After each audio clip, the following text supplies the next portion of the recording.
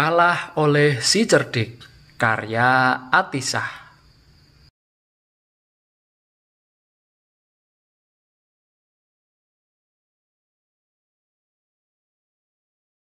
Kali ini kita akan membaca cerita nomor 1 yang berjudul Kalah oleh si cerdik. Di sebuah hutan ada sumber air yang tidak pernah kering. Airnya jernih dan mengalir ke sebuah telaga. Semua binatang yang menjadi warga di hutan itu minum dari sumber air yang sama. Setiap golongan binatang sudah mempunyai jadwal tidak tertulis untuk bergiliran minum. Pada saat itu, kebetulan musim kemarau. Semua binatang merasa sangat haus, tetapi tidak ada yang berani minum di luar jadwalnya. Semua binatang taat pada aturan. Pada suatu pagi yang cerah, banyak binatang menuju sumber air. Sesampainya di pinggir telaga, mereka tidak mau turun. Airnya kotor karena digunakan untuk berkubang oleh seekor badak. Binatang-binatang itu mengelilingi telaga. Mereka memperhatikan tingkah laku sang badak. Tidak satu pun yang berani menegurnya. Mereka takut karena badak badannya besar dan bercula. Di pihak lain, badak merasa bangga menjadi pusat perhatian dan tontonan. Ia tidak peduli pada binatang lain yang menahan rasa haus. Pada hari berikutnya, badak masih berada di telaga. Binatang-binatang lain sudah tak tahan lagi ingin minum. Mereka bermusyawarah mencari jalan keluar supaya badak pergi dari telaga. "Teman-teman, bagaimana jalan keluarnya?" tanya harimau. Babi hutan, kamu kan punya siung. Coba digunakan," kata kerbau. "Bukan aku tak mau, tapi siungku tidak akan kuat menembus kulit badak. Bisa-bisa siungku rontok," jawab babi hutan sambil menggeleng-gelengkan kepala. Aku punya tanduk. Tetapi, gumam kerbau. "Kerbau, kerbau, kalau kau tak sanggup, bilang saja," kata monyet. Hehe, kamu berani, Nyet? Tanya kerbau. "Sama, takut," jawab monyet. Aku juga tak sanggup, kata kerbau. "Kalau begitu, ular sanca. Jangan cuma bergantung di akar. Cepat cari cara untuk mengalahkannya," kata burung. "Aduh, aku minta maaf. Aku tak sanggup. Dia begitu besar. Tubuhku tak akan bisa membelitnya," kata ular sanca.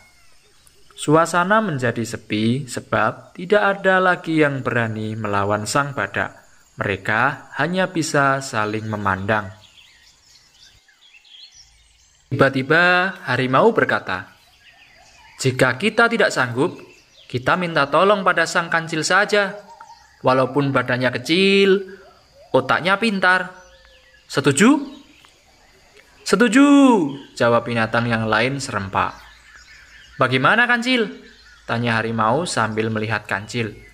"Loh, kalian ini bagaimana? Tidak punya malu? Aku ini tak punya kemampuan dan tidak punya kekuatan apa-apa," jawab kancil. "Jangan pura-pura, kancil.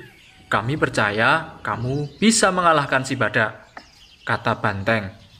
"Ya, Cil, kami percaya. Keluarkan kepintaranmu," kata binatang yang lain. "Baiklah, akan kucoba. Asal kalian percaya," kata kancil. "Kami percaya," jawab binatang yang berkumpul itu berpikir keras. Ia mencari cara yang tepat untuk mengalahkan badak yang badannya besar dan kuat. Ia berjalan mondar-mandir. Tiba-tiba ia tersenyum sendirian. Ketika melihat kancil tersenyum, binatang yang lain ikut senang. Itu pertanda masalah mereka akan dapat diatasi oleh si kancil. Kancil segera pergi menemui badak. Pada saat itu, sang badak tengah bergubang. "Selamat siang, Tuan yang sangat kami hormati, yang gagah perkasa, yang tidak ada bandingannya. Hamba memberanikan diri mengganggu kegiatan Tuan, karena ada kabar penting yang perlu hamba sampaikan," kata kancil dengan kata-kata lembut dan sopan. Badak pun segera bangun ketika mendengar ada binatang lain memujinya. Ia merasa tersanjung. Ia kemudian bangkit sambil berkata, "Kabar penting, kancil. Cepat bicara, aku ingin mendengarnya," kata badak sambil tersenyum. Kancil mendekat ke arah badak. Ia berpura-pura ingin menyampaikan sesuatu secara rahasia. "Hamba kasihan sama Tuan. Badan besar, berkubang di selokan kecil. Kulahnya sebesar tempurung. Tidak pantas, Tuan. Oh ya, ada makhluk yang berkhianat kepada Tuan. Jalan airnya ditutup supaya tidak mengalir. Sayang, makhluk itu tidak kelihatan oleh mata kita. Dia makhluk gaib," kata kancil. "Apa? Ada yang jahil? Siapa? Di mana?" tanya badak dengan emosional. "Tenang Tuan, tenang," jawab kancil. Suara badak yang menggelegar membuat kancil terkejut dan gemetar. Kancil mencari jalan bagaimana agar badak bisa secepatnya dikalahkan.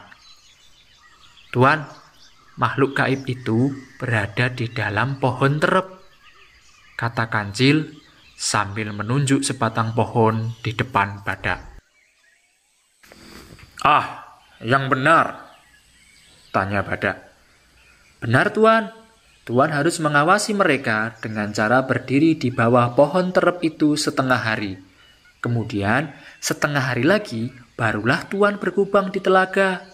Kalau tidak demikian, air telaga cepat atau lambat akan surut dan Tuan tidak memiliki tempat berkubang lagi," jelas kancil. "Awas kamu kalau bohong," ancam badak. "Percayalah Tuan," bujuk kancil. Tanpa berpikir lagi, badak segera naik ke atas dan berjalan menuju pohon terep.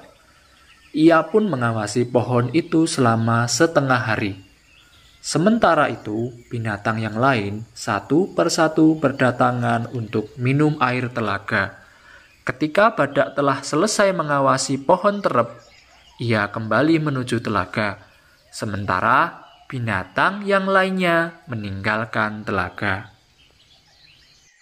Dengan demikian, sejak saat itu ada jadwal tidak tertulis yang cukup adil bagi semua binatang yang memerlukan air telaga. Akhirnya, mereka mengucapkan terima kasih kepada sang kancil yang cerdik itu. Berkat kecerdikannya lah masalah di lingkungan mereka dapat diatasi. Demikian cerita berjudul Kalah oleh si Cerdik. Sekarang, saatnya diskusi. Apa sikap yang bisa kita teladani dari hewan-hewan di hutan ketika menghadapi permasalahan?